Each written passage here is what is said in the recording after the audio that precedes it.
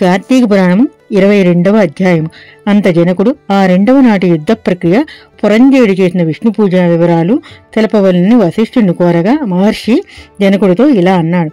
ఓ జనక, పురంజేయుడు వెంటనే విష్ణువు యందు భక్తి శ్రద్ధలతో స్నాన సంధ్యలు చేసి శుభ్రమైన వస్త్రాలు ధరించి పూజా సామగ్రితో శ్రీ విష్ణు ఆలయానికి వెళ్లి స్వామికి షోడశ ఉపచారములు చేసి ఫలపుష్పాలు సమర్పించి శ్రీహరి దివ్యనామం స్మరిస్తూ ఆలయ ప్రదక్షిణ నమస్కారాలు చేశాడు.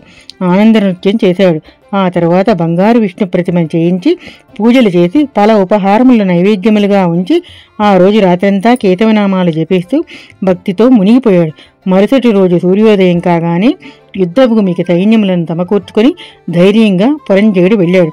కానీ శత్రురాజులు హేళనగా నిన్ననే మనల్ని చూసి భయపడిపోయిన పురంజేయుడు ఈ రోజు ఇక ఏమి యుద్ధం చేస్తాడు, మనకే జయం తథ్యమని వెర్రవేగుతూ యుద్ధభూమికి వచ్చాడు.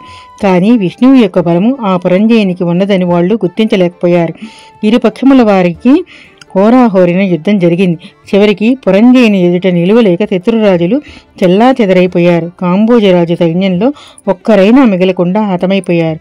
ఇలా విష్ణుమాయచే జయాన్ని పొందిన పురంజేయునకు ఊరిలోనికి రాగానే స్వాగతం కలిగింది. అగస్త్య మునీంద్ర, చూసావా, ఆ శ్రీహరి అనుకూలుడైతే శత్రువులు మిత్రులవుతారు, అధర్మము ధర్మమవుతుంది, ప్రతికూలుడైతే అన్నీ ప్రతికూలాలే.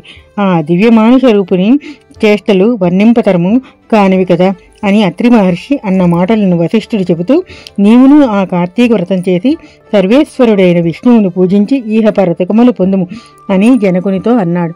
కార్తీక వ్రతఫలాలేంటో విను. కార్తీక వ్రతం చేస్తే ఏ జాతి వారైనా వైష్ణవులవుతారు.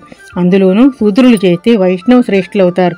వేదాలు వల్లించిన, శాస్త్రాలు చదివిన విష్ణుభక్తి లేని బ్రాహ్మణుడు శూద్రునితో సమానం.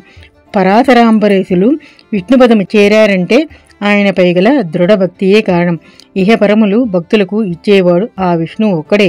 స్థావర జంగమాత్మమైన ప్రకృతికి దిక్కు విష్ణువు, అన్ని జీవులకు ఆత్మ విష్ణువు, ఆత్మ సర్వాంతర్యామి.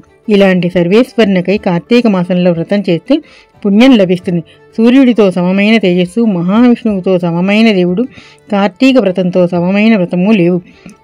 వేద ప్రశంస పొందిన వ్రతము కూడా ఇదే. అలాగే మాసములలో గొప్పదగు ఈ కార్తీక మాసం రాగానే అధ్యాయములలో శ్రేష్టమగు ఈ అధ్యాయమును ప్రతిరోజు భక్తితో పఠించేవారు, వినేవారు ఈ సంసార సాగరం నుండి బయటపడి విష్ణులోకానికి వెళ్తారు. శ్రాద్ధ సమయాల్లో దీన్ని చదివితే పితృదేవతలు ఎల్లప్పుడూ సంతృప్తిగా ఉంటారు అని వశిష్ఠుడు జనకుడితో చెప్పాడు. 22వ అధ్యాయం సంపూర్ణం.